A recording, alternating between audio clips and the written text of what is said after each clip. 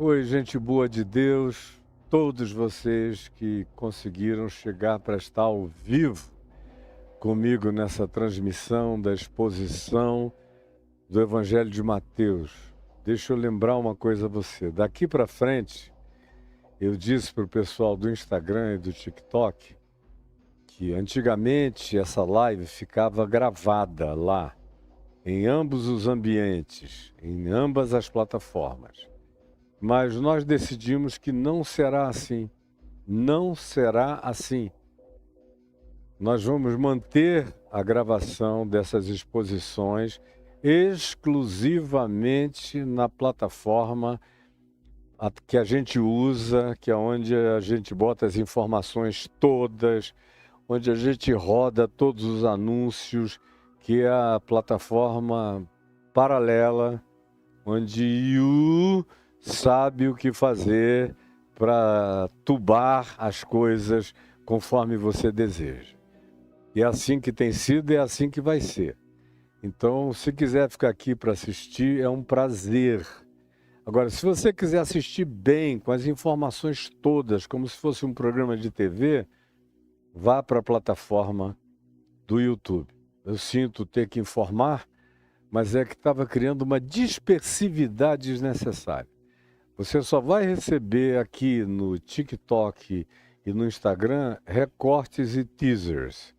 Quem estiver interessado para valer de verdade nas coisas sérias e densas, no ensino do Evangelho, para a prática do Evangelho, vai ter que ir para a plataforma onde fica tudo arquivado, guardado, organizado, em sequência fácil de achar e com todas as informações que eu dou aqui. Repetir isso para ninguém ficar perdido, tá bom? Então hoje nós chegamos ao final do Sermão da Montanha, assim chamado.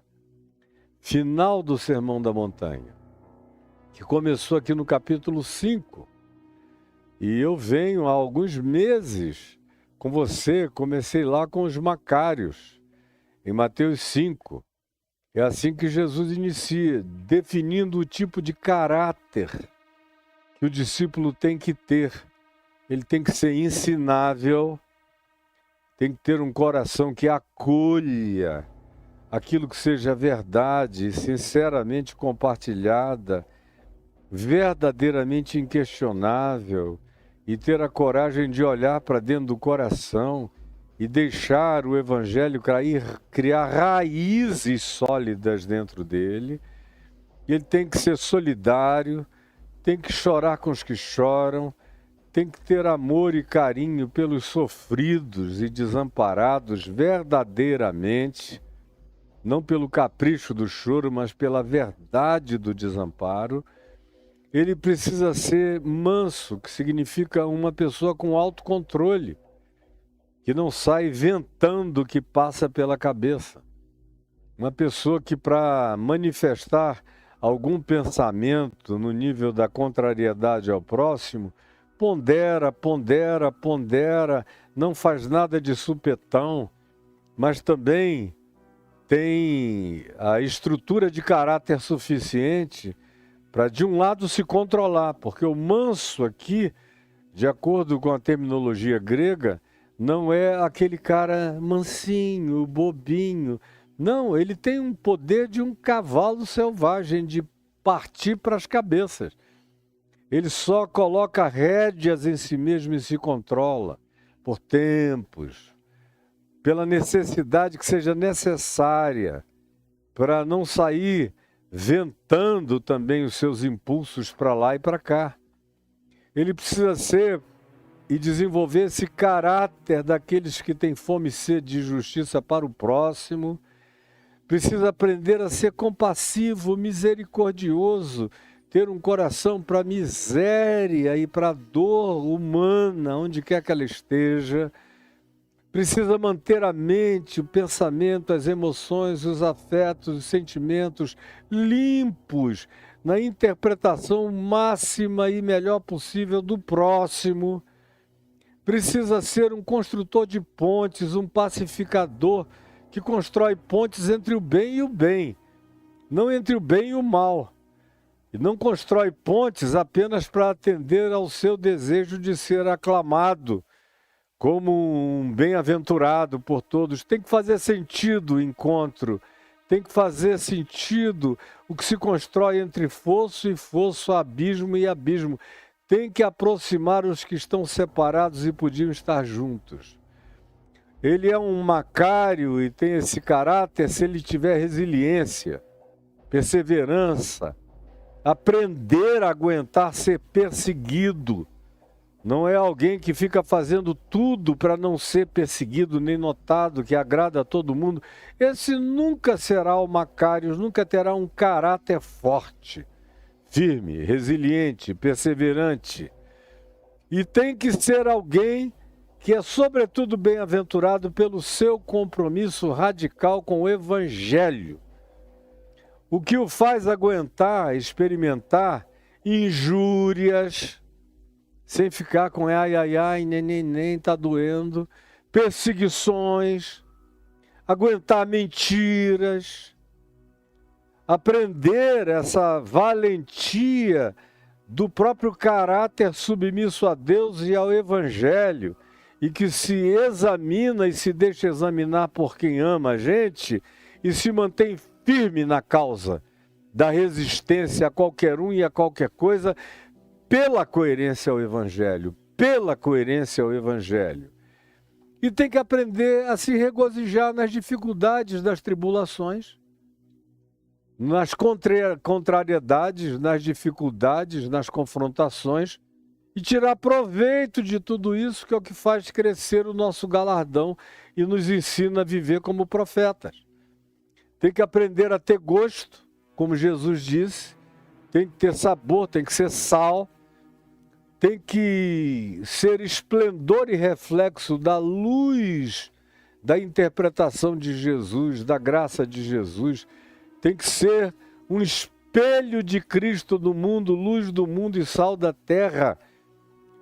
Tem que ser esplendoroso na prática silenciosa, porém concreta, valente, corajosa, destemida, das práticas de boas obras, na presença de qualquer homem, de todos os homens, ou apesar da opinião de qualquer um e de qualquer coisa.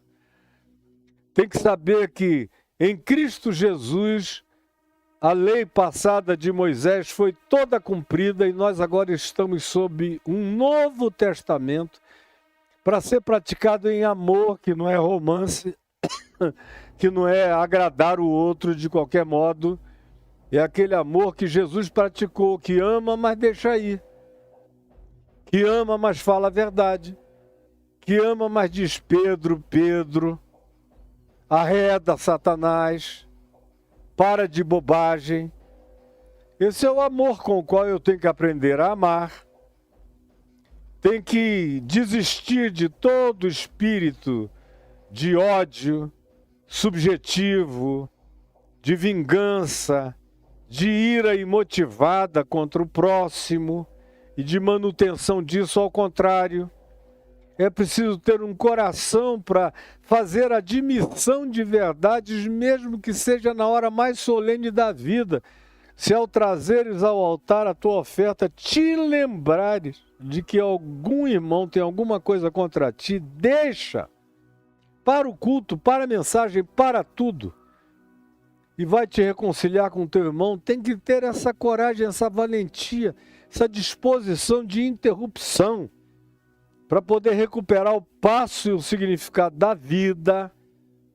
Tem que limpar o coração, tem que fugir da traição, do adultério, do engano, adultério contra o cônjuge e os adultérios fraternos contra os irmãos. Todo tipo de infidelidade tem que ser afastada e banida do nosso coração.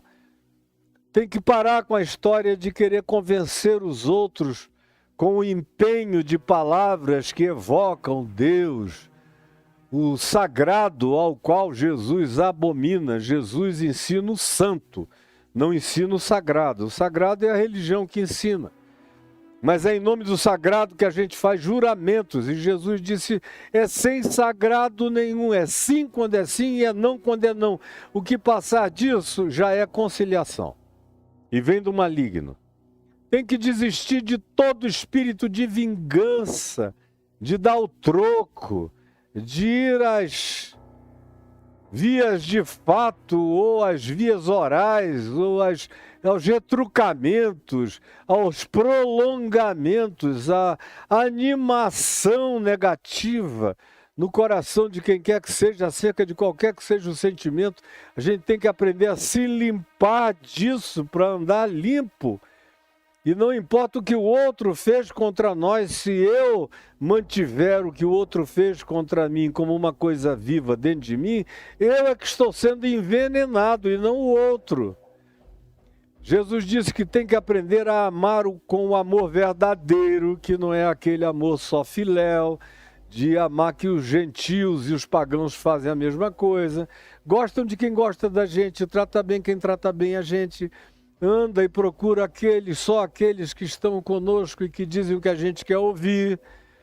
Isso aí Jesus diz, até os pagãos são assim. Vocês vão ter que aprender a amar o inimigo, o que te contraria, até o que te persegue, porque é assim que o teu Pai Celeste é. E se você quiser ser filho dele, você tem que aprender a ter esse coração que ama por escolha, decisão e lucidez de busca da verdade para si. E se ele não gosta de mim, é doença dele. Mas eu vou me melhorar a partir de qualquer que seja a contradição proposta contra mim. Isso não vai me abater, vai me melhorar. Vai me fazer enxergar-me muito melhor. Tem que entender que a justiça do reino de Deus não é a justiça de Moisés, nem a da Constituição brasileira, nem a das legislações eclesiásticas. Isso tudo é coisa do sagrado, é coisa da religião, é coisa da construção humana, é coisa do relicário, daquilo que os homens determinam como sendo a coisa importante. Nós somos do santo. E a nossa justiça é aquela que excede o que é humanamente determinado e é o que a gente busca para tentar ser agradável aos sentidos de todos. Não, pelo contrário. Nossa justiça tem que ultrapassar a da religião, das conciliações que, de fato, não são conciliações, são negociações relativizadoras da verdade do Evangelho. A minha justiça tem que exceder a dos escribas e dos fariseus, a dos religiosos. Eu tenho que carregar a mesma coisa que Jesus carregou. Carregou a tal ponto que mataram. Ele não era uma pessoa que agradou a todo mundo, ele desagradou a maioria. Mas agradou ao Pai, que disse, é nele que eu tenho todo o meu prazer. Tem-se que fugir das espiritualidades plásticas, das bondades de visibilização plástica, para os outros dizerem como você é legal, como fulano é bonzinho, como ele é bonzinho, como ele é generosinho, como ele é isso tudo. Jesus disse, saia dessa. E na hora de orar, não fique achando que é pela vã repetição, ou pela praça, ou pela esquina, ou pela frequência a 1 milhão de congregações para todo mundo ver você em estado de piedade devocional. Entra no teu quarto e fala com teu pai que está em secreto e para de usar de vãs repetições, porque Deus não é burro, Ele é teu pai, Ele é inteligente e a tua oração para com Ele precisa ser uma oração que carregue significado em cada coisa que você diga. E quanto ao jejum, ele diz também não seja superficial, nem plástico, nem para fora. Nem seja o jejum da persona admirada, mas da pessoa verdadeira que é conhecida pelo Pai que vem em secreto e em secreto te recompensa. Não busque acumular nada para você. Se você tiver com o que comer e beber e onde morar, esteja satisfeito. Não inverta a ordem das coisas. Não mergulhe nas acumulações, porque você só vai acumular juízo contra você. Ajunte nos lugares e nas realidades e com os significados os tesouros imponderáveis. E creia que ninguém consegue ficar servindo a dois senhores, agradar a todo mundo. A gente tem que fazer escolhas na vida. Começa entre Deus e as riquezas e em muitos outros aspectos da vida. Eu, por exemplo, nunca consegui viver para agradar a todo mundo.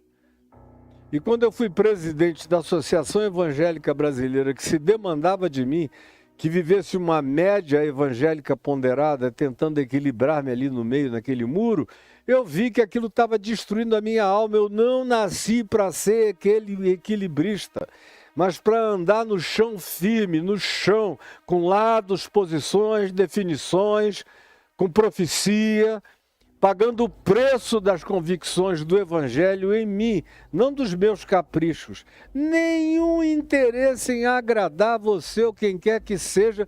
Eu quero ser agradável ao meu Pai que está nos céus. E isso é o que me dá olhos limpos. É isso que me dá isenção. É isso que me dá compaixão. É isso que causa a purificação das minhas interpretações. É isso que faz dos meus olhos, do meu olhar, do meu interpretar e que me atribui à minha mente de Cristo. É isso que me faz uma lâmpada viva passando pelo mundo, iluminando radicalmente pessoas. Enquanto eu aprendo a partir dessa lógica, entendendo que o Pai Celeste cuida, o Pai Celeste vê, o Pai Celeste enxerga, o Pai Celeste sabe antes que Ele o peçamos. Ele é vivo, está presente, não está calado, não está desatento, não está distraído, não dormita nem dorme o guarda de Israel. O Senhor é o meu pastor e nada me falta. Sabendo disto, por isto, eu tenho que aprender a não andar ansioso. Nós falamos dias sobre isso, níveis diferentes de ansiedade, e o perigo de manter a ansiedade, porque ela adoece a mente, a alma, o espírito, o ser, e tira a lucidez e a sobriedade, nos faz anteciparmos-nos desejando, pedindo, buscando coisas que nos farão mal. Ao invés de crer que o Pai Celeste sabe, que a lógica de Jesus é essa, Ele sabe. Portanto, não vos inquieteis com o dia de amanhã, você não sabe nada sobre hoje à tarde, nem sobre agora, nem sobre daqui a 5 minutos, quanto mais sobre o dia de amanhã. Viva hoje por inteiro, com sinceridade, e amanhã trará os seus próprios cuidados, porque basta cada dia o seu próprio mal. Aí ele disse que era para não julgar, porque a medida com a qual eu ofereço julgamentos e critérios e protocolos de avaliação do próximo é aquela que se volta contra mim. Por isso, se eu não quero isso para mim, eu não devo praticar isso contra ninguém, de maneira alguma. Devo tirar a trave do meu olho, para eu não ficar me oferecendo para enxergar os ciscos no olho do meu irmão enquanto eu tenho uma trave enfiada no meu e não me enxergo. Devo ser cauteloso no que eu digo, em como eu digo, para quem eu digo, como quem não dá o que é santo, não o sagrado. O sagrado pode dar aos porcos à vontade e aos cães. O santo, que a ênfase de Jesus não está no sagrado, está no santo. Não deis aos cães o que é santo, nem lanceis aos porcos as vossas pérolas. Se contenham, pensem, avaliam, conheçam, discernam. Não andem por aí assim, achando que o mundo é bom como Poliana moça, senão vocês vão ser tragados vivos, vão ser dilacerados. E não falta aqueles esperando a oportunidade para o dilaceramento. Ou então, você vai perder completamente a sua relevância na existência. Aí Jesus diz, olha, aquilo que quereis que os outros façam vocês aos outros. Então, quando te pedirem e você puder dar, dê. Quando buscarem e você puder atender, atenda. Quando baterem e você puder abrir, abra. Faça isso, ofereça isso como padrão. Ofereça essa bondade de possibilidade dentro daquilo que está ao seu alcance para ajudar o próximo. E você vai receber o que pede, vai encontrar o que busca, a porta vai se abrir para você, porque tudo quanto, pois, fazendo assim, quereis que os homens vos façam, antecipem-se. Se eles pedirem, socorram. Se eles buscarem ajuda. Se eles baterem, abram se vocês puderem, se for justo. Porque a reciprocidade celestial virá sobre vocês. Esse é o princípio. É difícil viver isso? Não, não é difícil. Porque os seus mandamentos não são penosos. O difícil é encontrar gente com essa coragem, com essa valentia, com essa disposição, com essa tenacidade, com esse carnegão, com essa ossatura, com essa musculatura, com essa manifestação de compromisso radical com o Evangelho. Por isso é que nem todos entram pela porta estreita. Porque eles querem carregar um batalhão, uma gambiarra, uma mudança, com todas as coisas e os ajuntamentos, eles querem trazer tudo aquilo que possa fazer deles um Papai Noel de agrado, distribuindo presentes por aí, não entra e não passa. A porta é estreita. E você tem que saber o que é essencial, como diz o escritor de Hebreus, quando diz, olhando atentamente para Jesus, somente para Ele, e jogando fora o pecado que tenazmente nos assedia, e não é só aquele pecado grotesco, você está pegando a mulher do próximo, está querendo matar com as mãos alguém, isso aí é idiótico e é básico demais. Você está falando daquelas coisas que ninguém vê, que ninguém sabe, mas que habitam a subjetividade do nosso coração. E aí o escritor de Hebreus diz, deixem o pecado que tenazmente nos assedia. Naquele caso ele estava falando até do legalismo da legislação judaica. O pessoal queria Jesus e mais Moisés, e mais agradar um monte de judaizantes, um monte de gente. Não entra pela porta, a gente tem que escolher. Deixar de lado aquilo que é sedução perversa e que só vai fazer com que a nossa vida fique obesa do que não é evangelho. Obesa do que não é evangelho. E mais do que isso, o escritor de Hebreus diz, e jogando fora todo peso. É como Paulo no barco naufragante na direção de Malta. Ele disse, se a gente quiser encontrar terra e um porto seguro, vamos jogar fora todo o peso. Vamos ficar só com a carga humana e nada mais. Que é para ver se a gente tem uma chance de chegar lá.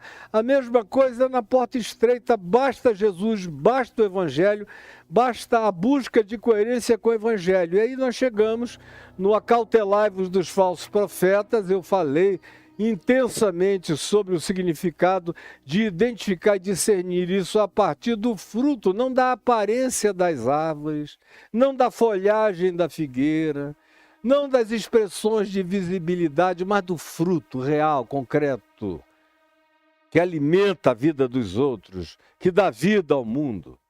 É só isso que eu tenho que manter na minha vida.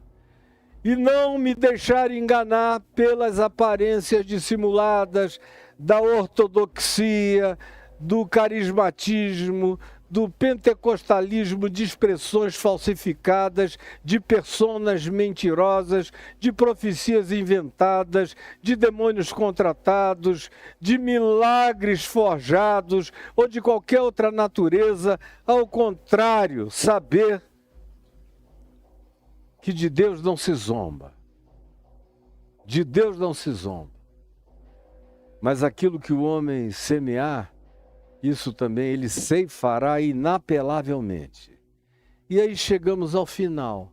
aqui, depois de 3 meses falando no Sermão da Montanha. Chegamos ao capítulo 7, versículo 24. Você está aqui comigo? Preste atenção. Olha só o que Jesus diz. Todo aquele. E esse todo aquele é equivalente a ninguém pode servir a 2 senhores. É equivalente às afirmações do ninguém consegue. É um absoluto de Jesus. Quando ele diz todo aquele.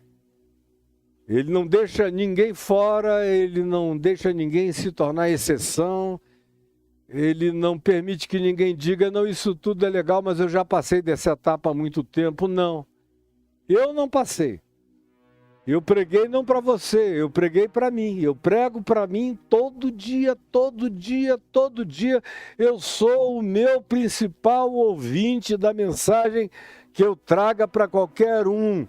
Antes de ser para você, é para mim.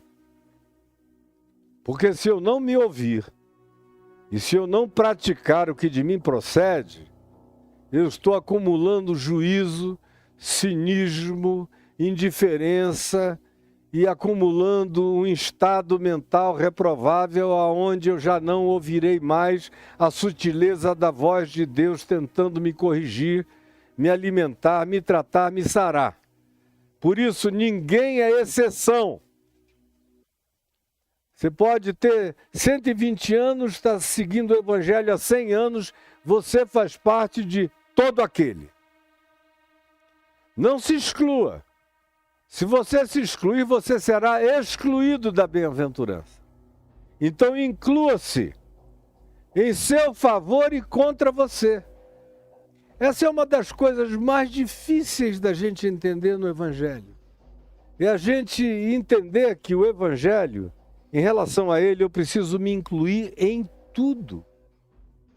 Quando é em meu favor, aleluia, que eu continue na prática, na obediência quebrantada, humilde, mansa, limpa, misericordiosa, sincera, honesta, valente, corajosa, resiliente, resistente, perseverante, sem autopiedade, seguindo adiante, com tudo mais que Jesus recomenda que constitui o caráter de um Macários, de um bem-aventurado. Se foi em meu favor, amém. Mas assim mesmo, isso foi só no dia de hoje. No dia de amanhã eu posso fazer o oposto. No dia de amanhã eu posso pisar numa casca de banana sutil, invisível, escorregar e sair me arrebentando todo despenhadeiro abaixo.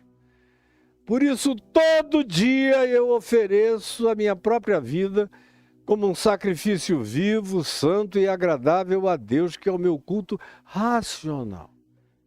É o culto que faz eu me examinar a mim mesmo, olhar para dentro de mim mesmo, porque não há ninguém que não precise de reparos todo dia.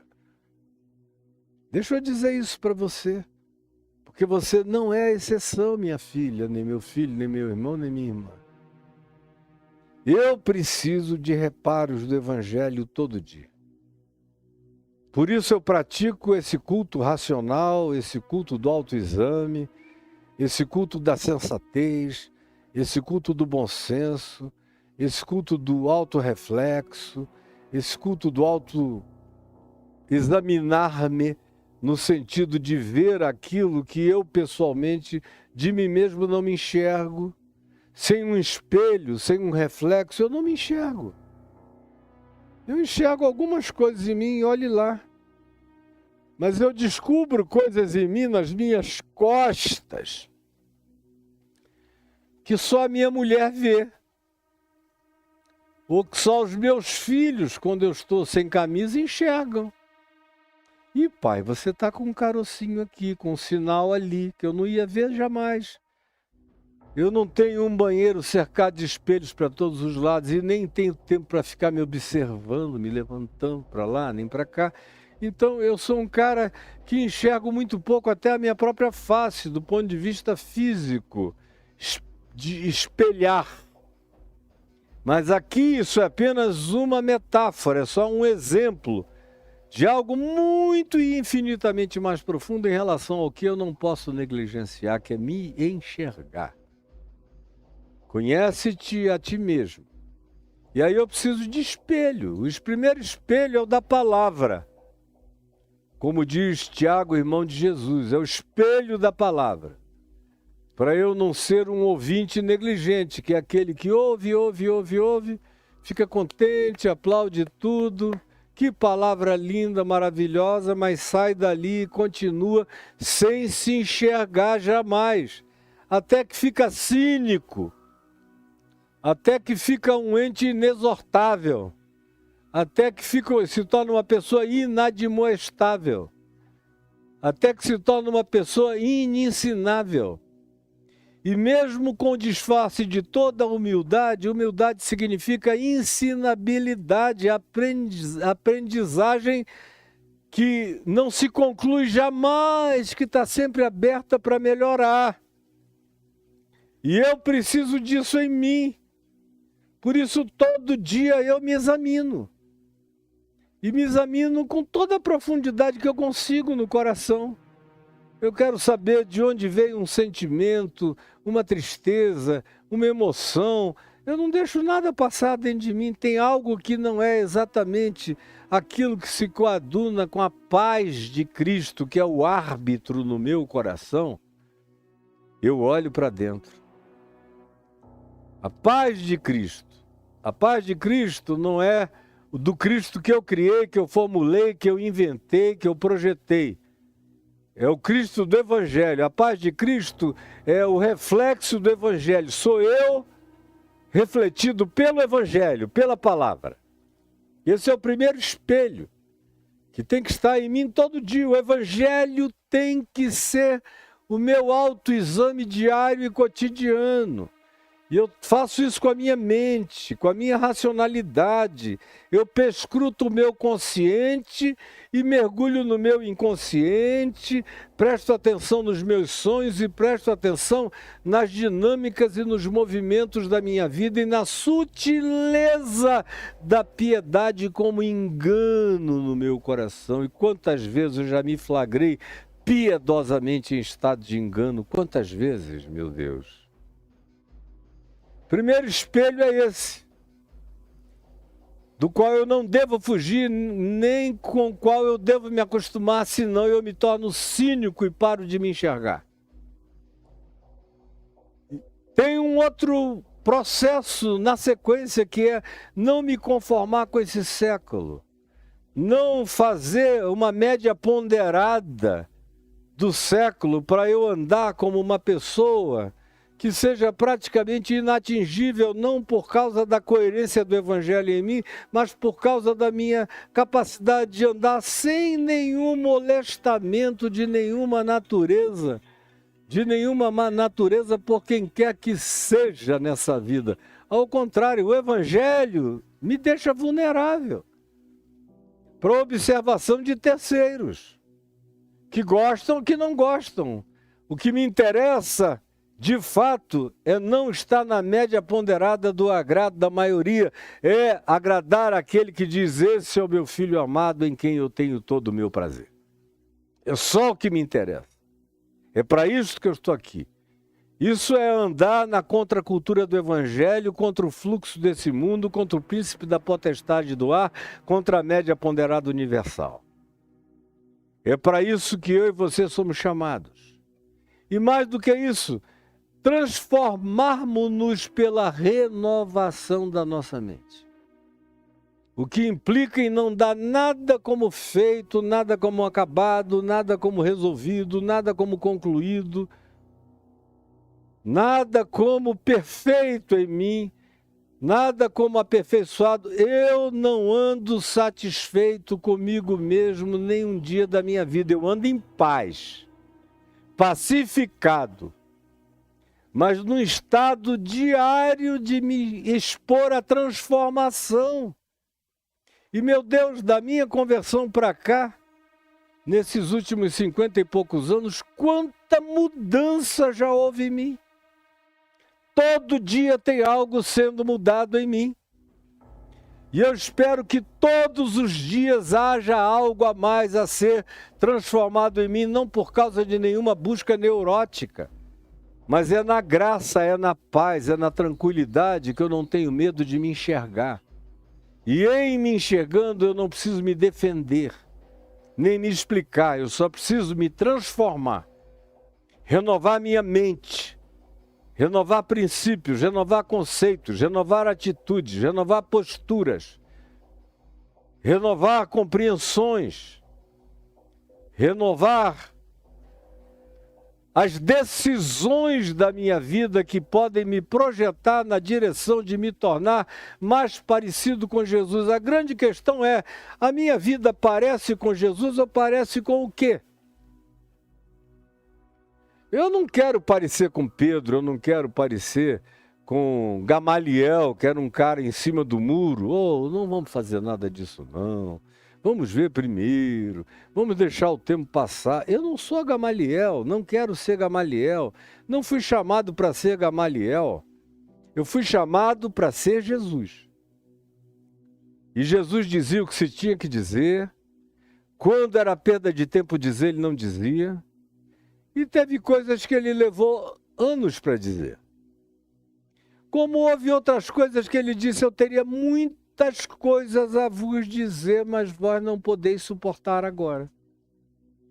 Tem coisas que ele só disse depois que os discípulos podiam suportar. E houve alguns que nem suportaram.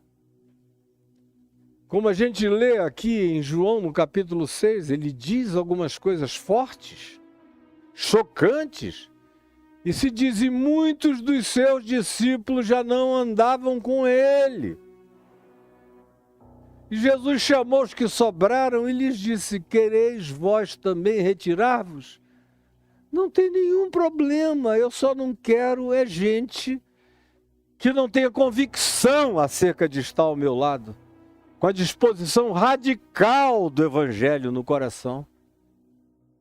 Eu só não quero é gente que tergiversa entre dois caminhos, cocheia entre dois caminhos, entre dois pensamentos, e acho que dá para ser melhor do que Deus, acho que dá para ser melhor do que Jesus, acho que dá para agradar de Herodes a Caifás, a Anás, aos sacerdotes do templo, a Judas, a Pedro, a Tiago, quem sabe a Jesus também, mas passando por aqui, Jesus não passou por aqui sem briga. Toda hora tinha alguém perseguindo, querendo matar, ele teve que fugir, ele teve que sair, era inveja, era ciúme de todos os lados. Não é uma vida fácil essa de ser discípulo de Jesus. Nenhuma tranquilidade nisso. E sinceramente disso eu sei e conheço um pouquinho pelo menos. Um pouquinho pelo menos. Porque eu tenho carregado na carne as marcas e as feridas do Evangelho e aquilo que a encarnação do Evangelho causa de desapontamento nos outros, ou de amizades mornas, ou de adesões distantes, mas escondidas. Eu sei o que o Evangelho provoca nos Nicodemos, nos José de Arimateias, que só vão te honrar de fato depois que você estiver morto. Porque enquanto você estiver vivo, eles vão fazer uma média ponderada aqui e ali, vão dizer, olha, não exagera tanto não, mas ninguém tem coragem de se levantar, encarar e botar o peito para fora. O Evangelho não é para meninos, e o Evangelho é para quem tem espinha dorsal violentamente forte. Dito isto, continuamos no verso 24, sabendo que esse é um processo contínuo, é para todos nós, é para todo aquele que diz que crê nessa palavra. Você diz que crê nessa palavra? É para você que Jesus está falando, é comigo que Jesus está falando, eu que digo que creio, é mais para mim do que para ti. Porque sou eu que estou ensinando, a minha responsabilidade é infinitamente maior. do que a sua que passivamente está ouvindo. Eu sei o significado da responsabilidade de quem ensina. Quem ensina tem que encarnar isso profundamente. Do contrário, é quem mais adoece daquilo que ele mesmo ensina. É o que ensina sem trazer isso como vergões e marcas de Cristo Jesus para a própria vida. Não dá para ser discípulo de Jesus, mestre do Evangelho, pregador do Evangelho, ensinador do Evangelho, sem carregar as marcas do Evangelho na própria vida. Então isso é para todo aquele que não está querendo fazer média ponderada do Sermão da Montanha, nem de Jesus, e nem está com a vontade de se tornar melhor do que Deus, melhor do que Jesus, e encontrar um caminho de não molestamento passando pela vida. Todo aquele, pois. Esse pois evocativo, você já aprendeu de sobra. Jesus está evocando tudo o que ele disse antes dos Macários, das bem-aventuranças para cá. Inclusive do acautelai-vos dos falsos profetas. Cuidado com a ortodoxia de Senhor, Senhor, que não se transforma em vida. Cuidado com o suposto carismatismo de profecias, de exorcismos, de milagrosidades que não se transformam, antes de tudo, num milagre de conversão, de regeneração, de transformação, de profecia contra a própria vida, botando a sua própria vida sob o escrutínio do Evangelho todo dia. E os primeiros demônios a serem expelidos são aqueles que querem se encostar com sutileza nas sombras do meu ser. Todo aquele, pois, que ouve estas minhas palavras, note, não é a leitura toda da Bíblia. Jesus não está falando da Bíblia, não tinha nem Bíblia ali para aquele grupo. Nem Bíblia. E nos dias de Jesus, a Bíblia mais lida, quando era lida entre o povo, era a Septuaginta, que tinha sido traduzida do hebraico para o grego. Não era nem o texto hebraico que ficava mais na mão dos saduceus, dos sacerdotes, dos intérpretes da lei, do sinédrio. O povo, os que tinham acesso, nem era o texto hebraico original, porque a primeira língua deles era o aramaico. Então Jesus não está falando de Moisés, não está falando de Juízes, nem está falando de Josué, nem de Crônicas, nem de Reis, nem de Samuel, nem de nada. Jesus está falando destas minhas palavras. A ênfase de Jesus não é na Bíblia, a ênfase de Jesus é em Jesus. A ênfase de Jesus é no Evangelho, na Boa Nova que ele encarnou, que ele ensinou, que ele gestuou, que ele praticou, que ele viveu. Por isso ele diz, todo aquele, pois, que ouve estas palavras que eu acabei de dizer, e se eu não disser mais nada, o que eu já disse até aqui é bastante, é suficiente para transformar a vida de quem quiser, de quem vier, de quem desejar mudar. Estas minhas palavras, não outras. Ele não está dizendo aquele, pois, que obedecer a Bíblia toda, a Torá, os livros históricos, todos os salmos, todos os profetas. Não. O que ele está dizendo para o mundo, para o universo de humanos. Se vocês não tiverem acesso a nada, não faz mal, mas estas minhas palavras são as únicas que de fato importam. Jesus é tomado de uma megalomania que só não é narcisismo se ele for Deus. Se ele não for Deus, ele é o maior megalômano que já existiu. Por isso não dá para você só dizer que ele era um profeta, um mestre de sabedoria, um cara legal, o maior espírito de luz, não cabe nele.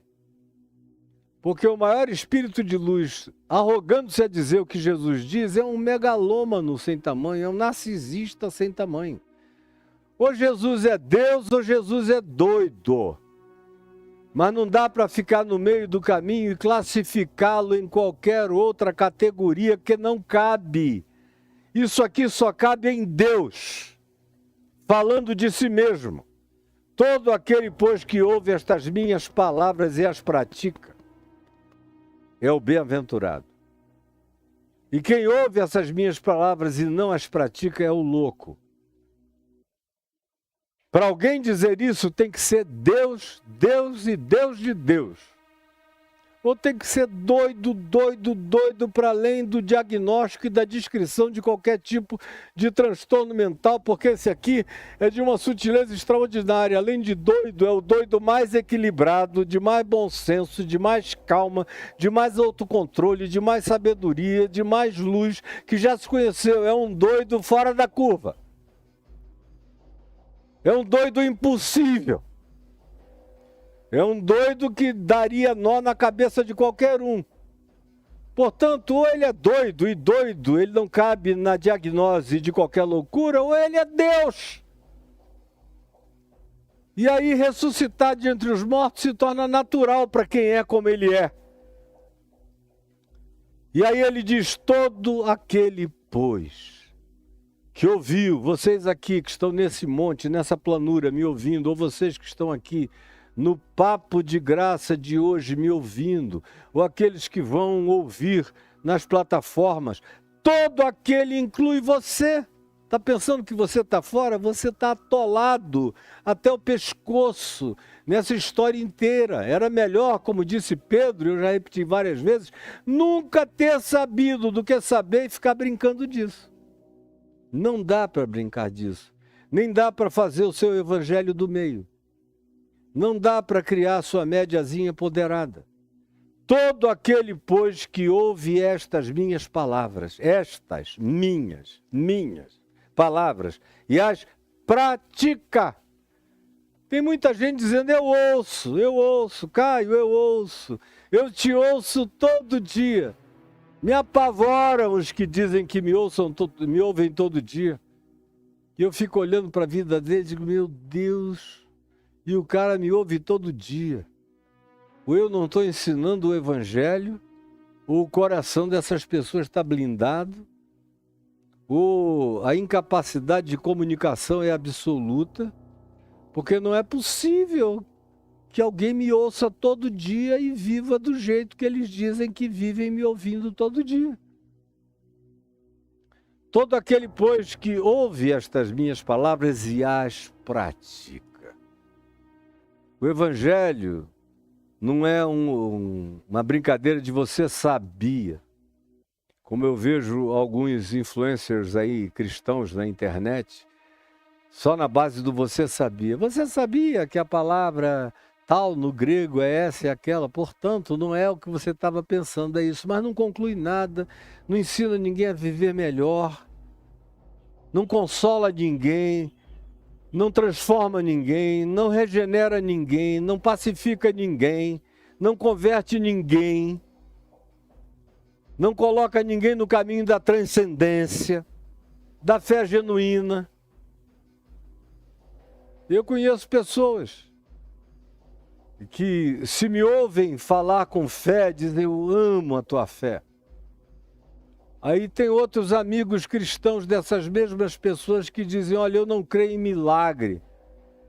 Aí o cara ouve, não diz nada, mas diz, é a pessoa com quem eu mais aprendo. Eu digo, como é que eu vou aprender com alguém que diz que crê no evangelho, mas não crê em milagre? Se o evangelho é milagre de ponta a ponta, sem milagre não há evangelho.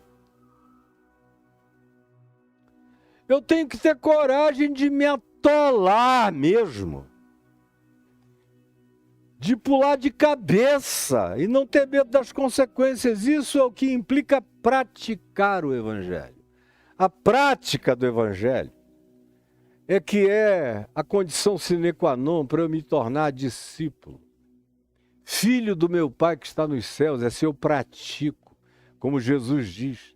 Se você pratica o amor, se você pratica a misericórdia, se você pratica a confiança, se você pratica a entrega, se você pratica a inclusividade, se você pratica as próprias limitações que o Evangelho impõe como caminho de vida, como porta estreita para a sua vida, se você tem a coragem dessa prática, aí você se torna como o seu Pai que está nos céus. E o Pai que está nos céus ama a todos. E apesar de amar a todos, Ele deixa uns irem. Ele diz, deixa os mortos sepultarem seus próprios mortos. Ele, em Cristo Jesus, amou o jovem rico. Mas o cara foi arrogante, não entendeu nada, ficou zangado, quis ir embora. Jesus não adulou, deixou ir, deixou partir. Como ele fez com todos. Você não vê Jesus implorando para ninguém ficar, nem criando algum tipo de média de conciliação para ninguém, diminuindo as implicações do discipulado para quem quer que fosse. Tem que praticar, ou então o Evangelho será praticado contra você. Ou você pratica o Evangelho, ou o Evangelho será praticado contra você. Guarde o que eu estou lhe dizendo, ou você pratica o Evangelho, ou o Evangelho se praticará contra você. Todo aquele, pois, que ouve estas minhas palavras e as pratica, será comparado a um ser humano prudente, sensato. Agora note que a prudência do Evangelho é a radicalidade de Jesus. A prudência do Evangelho não é andar sem tocar no chão. A prudência de Jesus é botar raízes firmes. Ele disse que o Evangelho só é verdadeiro quando ele bota raiz na gente, quando ele cai no centro da vida da gente, quando ele não faz conciliações com os espinheiros na vida da gente, quando ele é absoluto na vida da gente. Essa é a prudência do Evangelho, é a prática do Evangelho. É totalmente imprudente ouvir e não praticar. Eu estou chamando juízo sobre mim. Eu estou sendo um imprudente. A prudência do Evangelho é a radicalidade da obediência a Jesus. Essa é a única prudência do Evangelho. O resto você aprendeu em algum outro lugar, mas não com Jesus.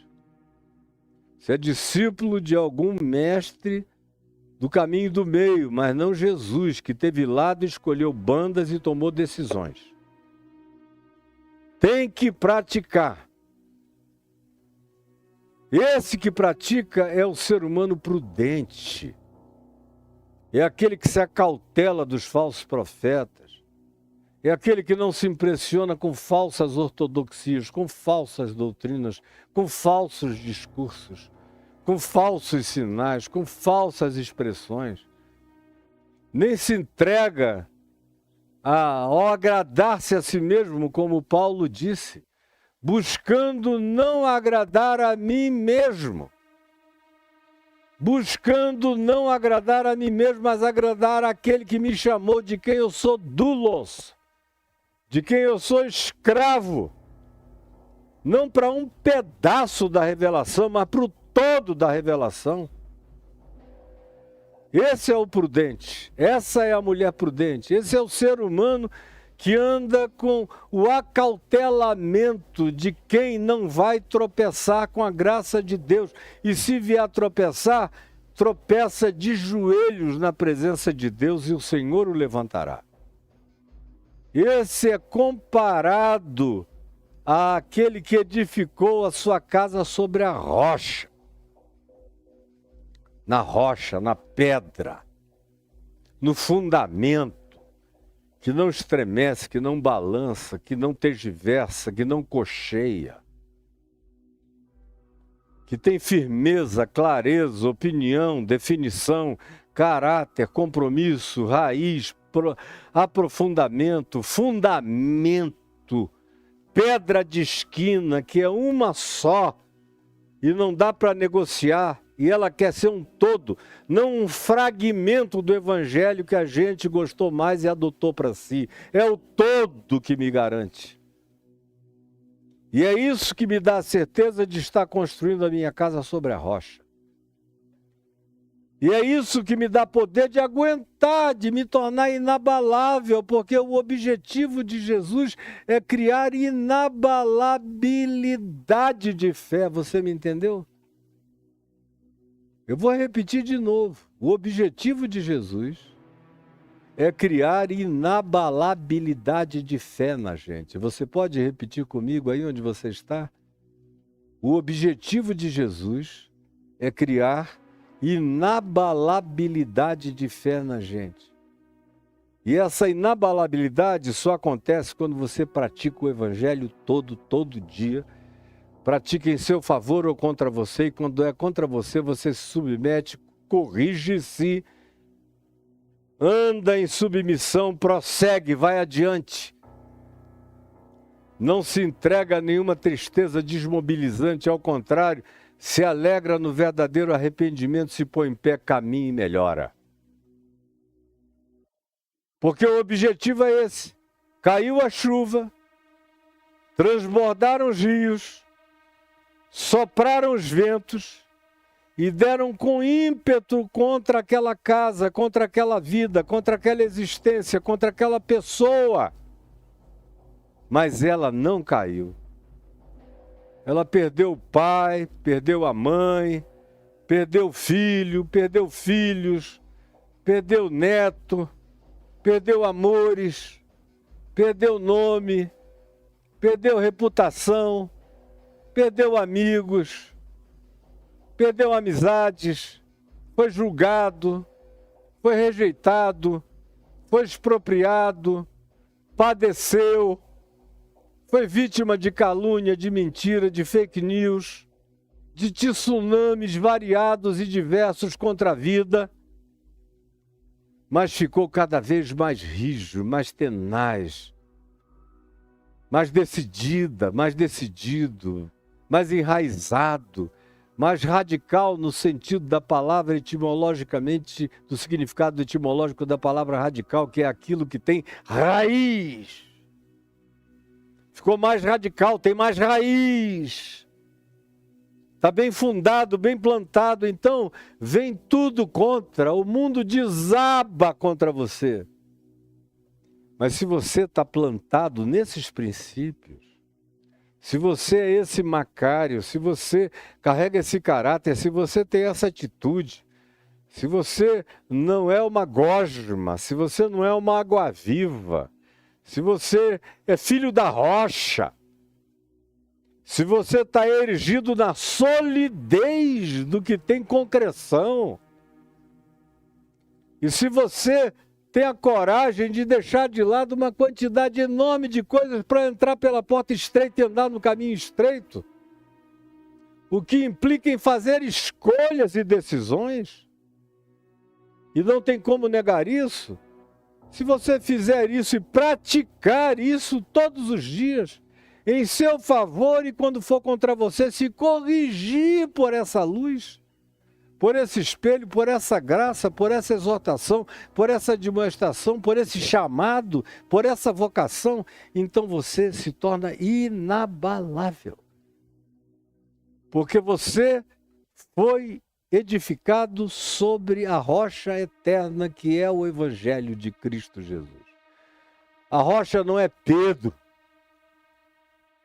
Meu Deus, se a rocha da fé fosse Pedro, a gente estava ferrado. Deus me livre que Pedro fosse a rocha da minha fé.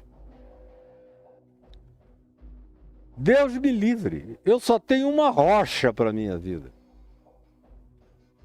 Vocês todos que me ouvem aqui sabem o quanto eu admiro e admirei e admirarei eternamente a memória, a vida e a encarnação do Evangelho feita pelo meu Pai. Mas ele não é a minha rocha. Não é a minha rocha e eu nunca procurei agradá-lo. Nem ele a mim. Até a minha mulher, a Adriana, chegou a assistir. 1 ou 2 embates que houve entre nós, na verdade, um amor visceral entre nós. Houve um dia em que ele me confrontou tão forte e veementemente que eu Estremeci de cima a baixo, reconhecendo a verdade que saía da boca do meu velho pai.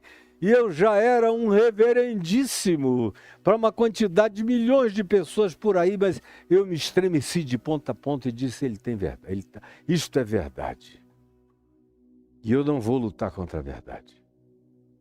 E a minha mulher viu como eu silenciei. Na presença dela, do meu pai e da minha mãe, silenciei e acolhi. E bem-aventurado me tornei por fazer aquilo. Como houve tantas outras vezes em que eu disse, pai, você está redondamente enganado.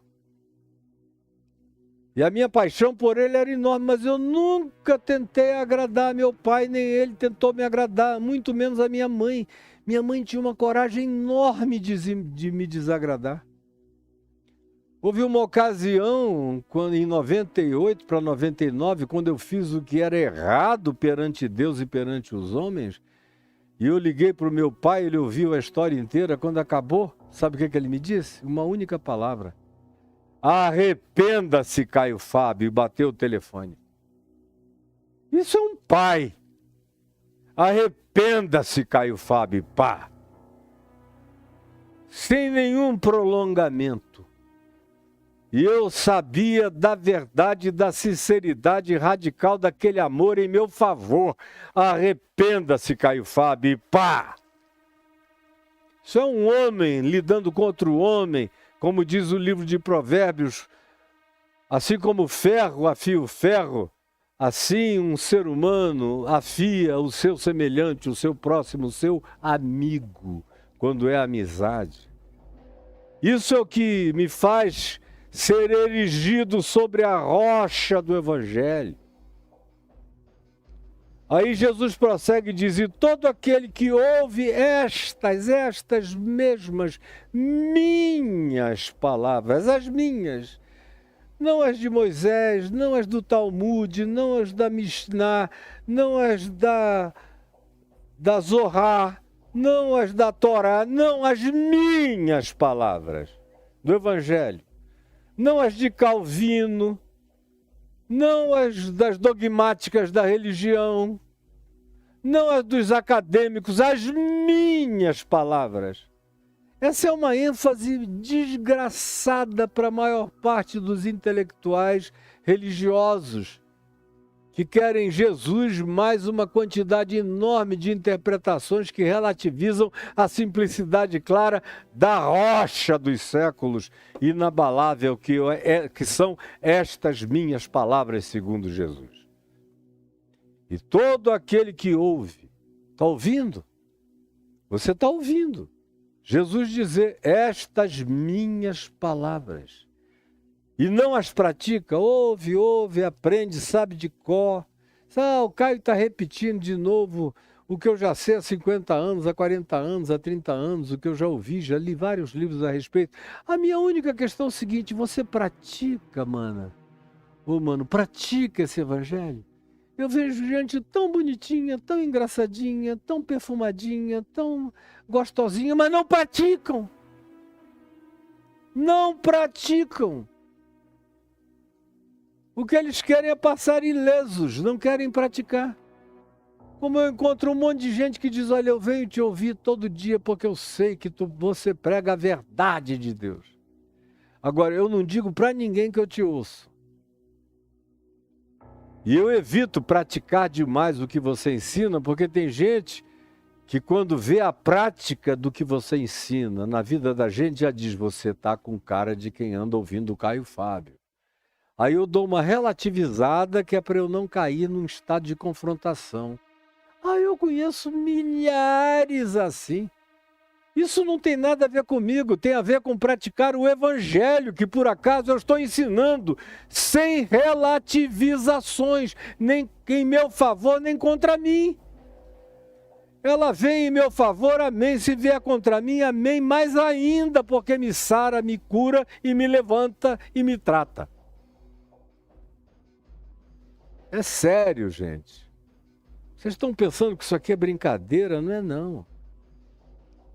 Todo aquele que ouve estas minhas palavras e não as pratica, e não as vive, e não as coloca na raiz, na radicalidade existencial do seu ser, da sua vida, será comparado a um ser humano insensato, tolo, bobo, que cultua a sua própria imagem e que edificou a sua casa sobre a areia.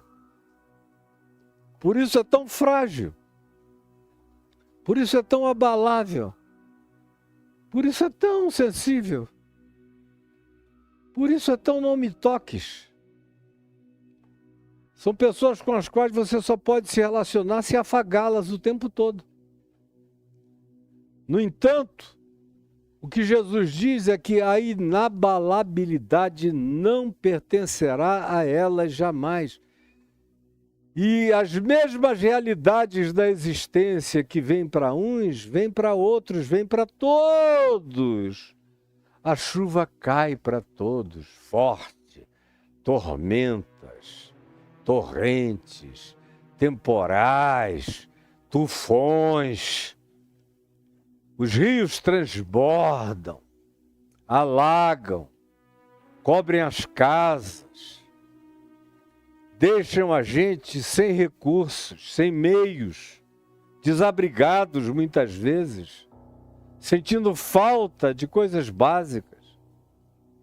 Os ventos sopram com uma veemência pavorosa, levantam telhados, casas, viram coisas ao contrário, derrubam tudo, caotizam do dia para a noite a existência da gente, de qualquer um de nós, dos que obedecem e dos que não obedecem, dos que ouvem praticando e dos que ouvem não praticando. Vem para todos a mesma coisa. Ninguém é privilegiado porque ouve e pratica. A vida não se torna mais fácil. E ninguém se isenta porque tenta andar num caminho que não moleste ninguém nem coisa alguma. A existência não dialoga contigo. Ela vem pesada sobre todos e contra todos. E aí o resultado é que uns continuam inabaláveis e outros nem tanto. Outros mergulham em angústia, em depressões espirituais, em desânimos, perdem a fé, viram saduceus, frequentam cultos, praticam liturgias, oram, leem salmos, pregam, mas não creem na intervenção de Deus, no milagre de Deus, na graça de Deus, no poder de Deus. Não creem mais nada. Estão aí. E a existência não vai poupar ninguém. Se você está vivendo assim, desse jeito, sem a radicalização do Evangelho na sua vida, saiba, chegará a hora em que você só vai ficar em pé se estiver plantado na rocha, de verdade. E com as raízes densas, profundas e ancorado na transcendência celestial. Do contrário, você não vai aguentar o que vem por aí. Como eu vejo muita gente boa que sucumbe. A chuva cai e eles se dissolvem. Os rios transbordam e eles são levados. Os ventos sopram e eles são arrastados. E a casa é desconstruída. Desaba. E desaba sem retorno, desaba sem refazimento, desaba sem reestruturação, desaba sem reconstrução. E é isso que ele diz. E será grande a ruína. Pelo amor de Deus, você chegou até aqui, não me diga que não entendeu, porque todo mundo entendeu. Todo mundo entendeu. E eu oro agora. E eu falo contigo, Jesus. Falo contigo, Jesus, em meu favor. Pedindo que tu me ajudes a praticar todo dia o que eu ensino. Há tantos anos. Eu quero praticar em meu favor e quero que a prática da verdade me alcance mesmo quando eu esteja andando contra ela. Sobretudo nesses dias eu quero que ela me atropele pele de verdade. Para que eu continue plantado e construído na rocha da inabalabilidade da fé. Tendo vencido todas as coisas, permanecendo inabalável. O que é o teu desejo para mim, para todos nós que estamos aqui? É o que eu te imploro por mim e por todo aquele que com o coração bom esteja acolhendo a tua palavra com verdade, sinceridade, humildade e ensinabilidade. É o que eu te peço em teu nome, Jesus. Amém e amém. E eu vou me despedir aqui do pessoal do TikTok. Parabéns outra vez, TikTok. Vocês foram para centenas de centenas aqui. Parabéns. Meu beijo, TikTok, para vocês. Agora eu vou falar de coisas que vocês só vão poder assistir na minha plataforma no YouTube. Tá bom? Corram para lá. Beijos. Beijos, beijos, beijos. Vocês são muito lindos. Todos vocês. Eu estou aqui tentando desligar, mas esse nosso amigo aqui parece que não quer ir. Vamos lá, companheiro. TikTok, toque, toque, tique, tique. Vamos lá, olha só. Oi. Bom, eu vou aqui no Instagram, que o Instagram é bem mais fácil de ligar do que o TikTok. Hoje nada está sendo fácil. Agora que, olha, o TikTok demorou tanto, só agora que ele saiu e o Instagram já foi. E aqui eu fico só com você que está no YouTube. E você que está no YouTube, vê esse QR Code aí em cima. Quem está nas outras plataformas não vê nada. Perde tudo. Por isso é que eu insisto, assistam no YouTube. Tem um QR Code, você aponta a sua câmera, cai no ambiente de cartões de crédito, que é o ambiente no qual você pode entrar para ajudar meu ministério. Meu ministério é o que eu faço há meio século. Já fiz milhares de coisas sob a bandeira desse ministério no Evangelho de Cristo, que você tem ouvido aqui. E vou continuar até Jesus me levar. Eu não tenho outro plano até a não ser morrer pregando o Evangelho na terra, ser arrebatado para a eternidade, na qual já estou assentado nos lugares celestiais em Cristo Jesus com toda a segurança. Então, você quer ajudar meu ministério? Tem aí cartões de crédito. Quem está me vendo no exterior, tem o PayPal. Você sabe como usar para mandar dinheiro para o Brasil, para ajudar o nosso ministério. Está tudo descrito aí, não dá para ser mais claro. Tem mais do que isso. Tem também esse Pix que está aí embaixo, que quem mora no Brasil está mais do que acostumado a usar. É um sistema corriqueiro no Brasil.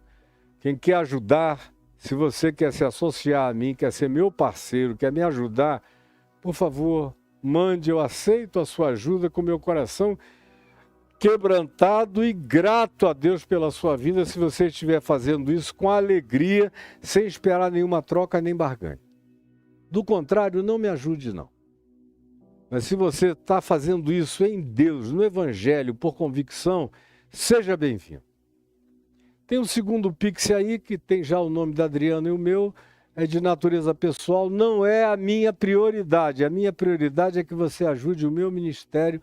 Graças a Deus eu continuo comendo e bebendo e tendo onde morar todo dia. É claro que se alguém tiver algum testemunho no coração que queira participar e ajudar, isso é uma coisa sua, somente sua. Não é nenhum apelo especial da minha parte. É você com Deus e tão somente isso. Tá bom? Olha aqui. Gostoso. E tem mais do que isso. Hoje é terça-feira, é o primeiro dia do Papo de Graça. E eu quero lembrar você que no dia 2 de maio, eu estou levando um outro grupo à Turquia, dessa vez para uma viagem totalmente diferente, que você nunca viu ser anunciada. Eu mesmo, que já fui tantas vezes à Turquia, já fiz do dilúvio ao Apocalipse. Até a ilha de Patmos. Várias pessoas já foram comigo. Já fui mais de uma vez. Do dilúvio ao Apocalipse. A Turquia, muitas vezes. Mas dessa vez eu estou levando o pessoal para achados arqueológicos que quase ninguém visita, especialmente crente. Porque crente é ensinado na escola dominical que o mundo foi criado há 6.000 anos atrás. E que a Terra, conquanto ela tem uma aparência de muito velha, e na realidade ela já tem 4 bilhões e 500 milhões de anos de existência, o planeta Terra, o universo, tem 13,8 bilhões de anos de existência. Mas na escola dominical você é ensinado que Deus criou a Terra há 6.000 anos atrás, criou tudo há 6.000 anos atrás, as estrelas, o cosmos. Aí o máximo que você pode fazer é ficar com uma arqueologia de 6.000 anos. Porque o que passar disso é considerado heresia na seita religiosa. Eu, como não tenho nada a ver com isso, levo você para a verdade. Verdade da Escritura, e eu creio em todas as narrativas bíblicas. É por isso que a base bíblica para essa viagem que eu estou convidando você é Gênesis 6. Quando os Benai Elohim, os filhos dos homens, os filhos de Deus, possuíram as mulheres humanas, de onde procederam os nefilins, os gigantes, e a deterioração, a hibridização, a calamidade que fez com que o juízo viesse e as civilizações anteriores, que eram desenvolvidíssimas, fossem todas elas sepultadas, e que já existiam há milhares de anos na Terra. Eu vou levar os que forem comigo para conhecer só na Turquia essas civilizações. Só na Turquia. E em um pedaço da Turquia. A Turquia está lotada disso. No oceano, no mar Mediterrâneo, tem mais de 200 civilizações de cidades amuralhadas gigantescas que estão sendo achadas lá no Mar do Japão, no Oceano Índico, no Oceano Atlântico, no Pacífico, no Caribe, para todo lado, até na floresta amazônica, para todos os lados. O testemunho é esmagador. Mais de 1.500 culturas. A antropologia nos dá conta da repetição da mesma história e antiquíssima. Muito mais antiga do que a tradição semítica quer admitir. Eu creio em toda a narrativa bíblica, ela está toda certa. As cronologias é que têm as suas relatividades por outras razões que não vem o caso aqui explicar. Mas se você não tem medo da verdade e pode vir comigo, venha. Venha. Por quê? Porque Jesus disse que assim como foi nos dias anteriores ao dilúvio, o que estava acontecendo naquele tempo de engenharia genética, de hibridização, de interconexão dimensional, de seres interdimensionais invadindo a dimensão humana, como diz Judas, o irmão de Jesus, não respeitando os limites do seu próprio domicílio, que é o que Pedro também diz. Pedro é uma síntese disso tudo e Judas é uma síntese disso tudo. E isso tudo aparece nos evangelhos com Jesus, nas cartas de Paulo, em todos os lugares. Tem uma consubstanciação desse fenômeno para todos os lados, para quem quiser saber.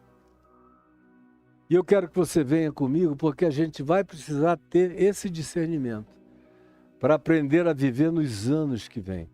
Provavelmente eu já não esteja aqui, mas meus filhos estarão, meus netos, meus bisnetos e as futuras gerações.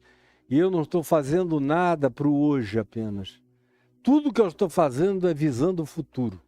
Como não tem quase ninguém pregando o evangelho, eu estou pregando o evangelho de carreirinha. Vai chegar um dia em que os homens buscarão isso, como quem busca o material mais precioso e não acharão. E eu quero que eles encontrem. Por isso, eu estou aqui sabendo que não é o que chama mais atenção, nem provoca mais interesse. A maioria das pessoas não está interessada na verdade, mas vai chegar o dia em que eles se desesperarão e não haverá quem pregue. Mas isso aqui vai estar registrado para as futuras gerações. É uma garrafa do tempo que eu estou querendo deixar para as futuras gerações que vão precisar desesperadamente de compreensão e de entendimento. Olha só. Roda. Roda, Caio.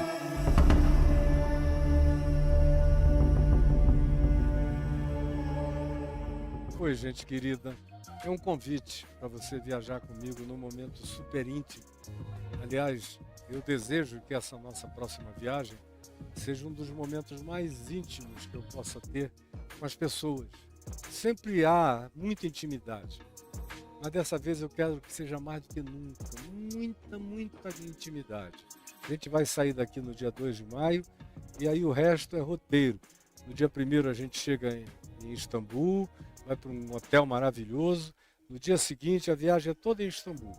Santa Sofia, palácio extraordinário para você visitar, o Topkapi.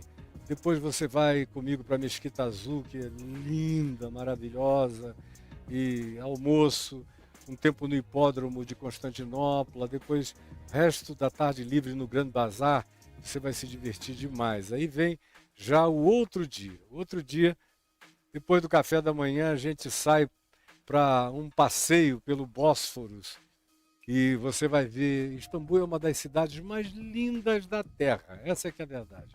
Vai ficar deslumbrado. Bazar egípcio, bazar das especiarias, passeio de barco por dentro do mar de Marmara, tudo isso que você vai ver comigo. Até aí, nós ainda estamos só na periferia.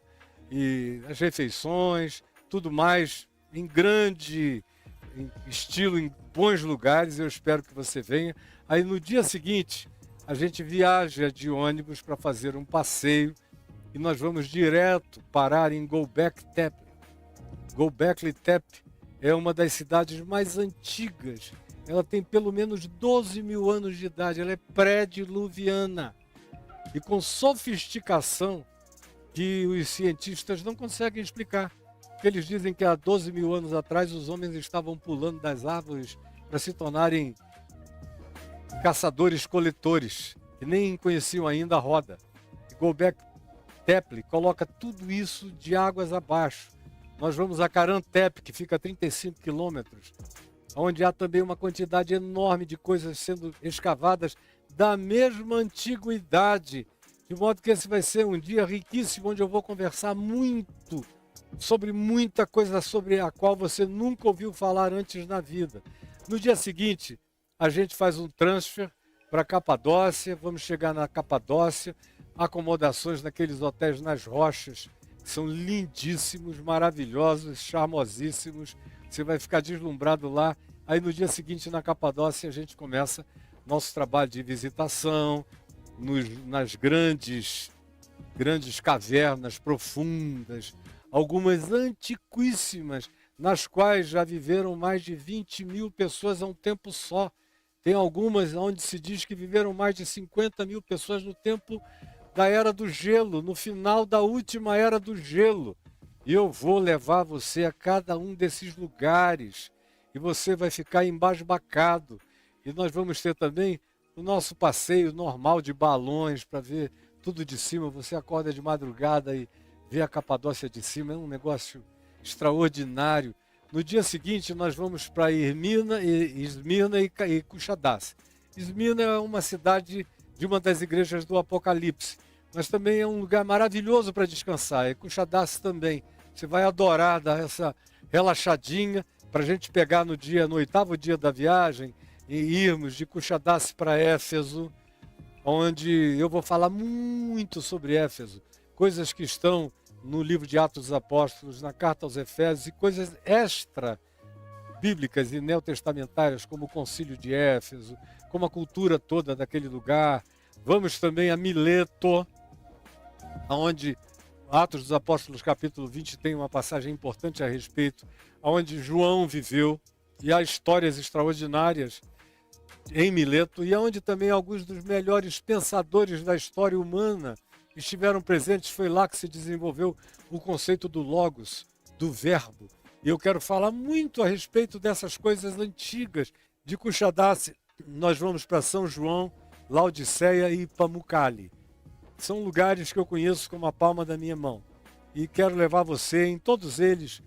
O Apocalipse aberto, são as cartas de Paulo, são histórias antigas e outras informações de natureza arqueológica que você vai receber lá, sem falar na beleza que é Pamukkale, com as suas águas termais, e você vai entender muita coisa sobre a mensagem da igreja de Laodiceia.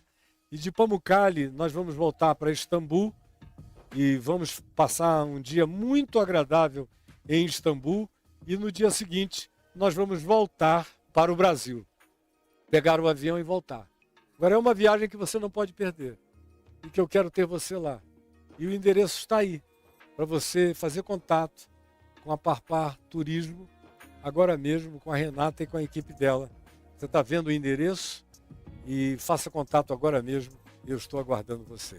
Até lá então, se inscreva, hein? Não perca tempo, faça isso hoje. Vejo você.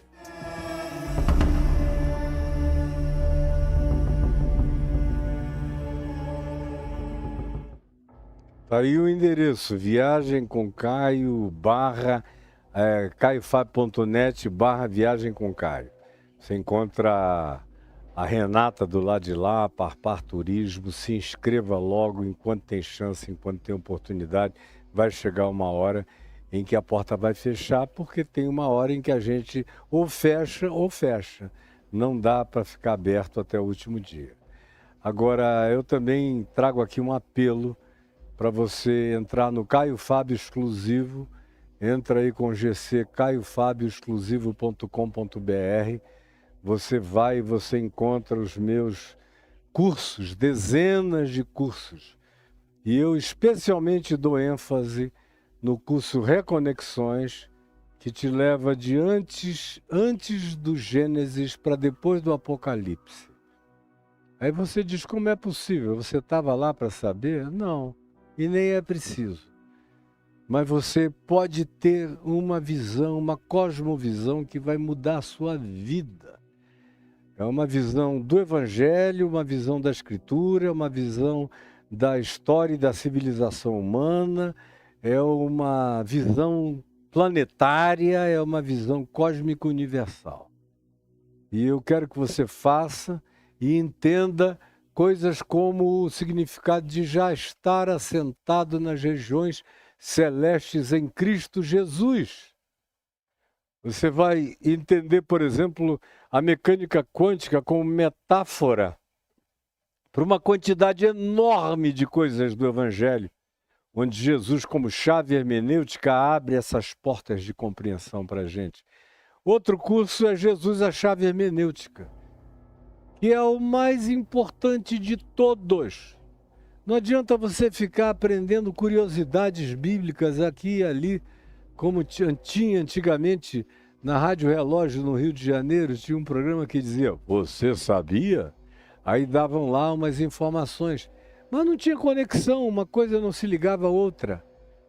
Eu não sou assim, tudo que eu faço tem que ter começo, meio, fim, conexão, e a pessoa tem que sair dali com uma cosmovisão definida e formada. Ver e ter Jesus como chave hermenêutica é adquirir poder para examinar todas as coisas, como Paulo diz, e reter o que é bom, sem medo de nada. Você vai se tornar um ente profundamente científico. Eu espero que não tenha ficado esse preto aí na tua frente enquanto eu estava falando aqui. Para mim, aqui no preview, foi um apagão geral. Mas Jesus como chave hermenêutica é o que você precisa, mais do que tudo. Você tem medo do quê? É um outro curso, luto, com 16 ou 17 naturezas de luto, que todo mundo vive, os lutos mais variados. Não tem luto ali que não tenha sido experimentado por alguém aqui. E aí são dezenas de cursos oferecidos. Vá lá no Caio, cadê Caio? Por favor, bota aí o nome, o caiofabioexclusivo.com.br. Vá, se inscreva, faça e eu conto com você. Um grande beijo, Deus nos abençoe. Fique com Jesus, hoje e sempre. Amém e amém.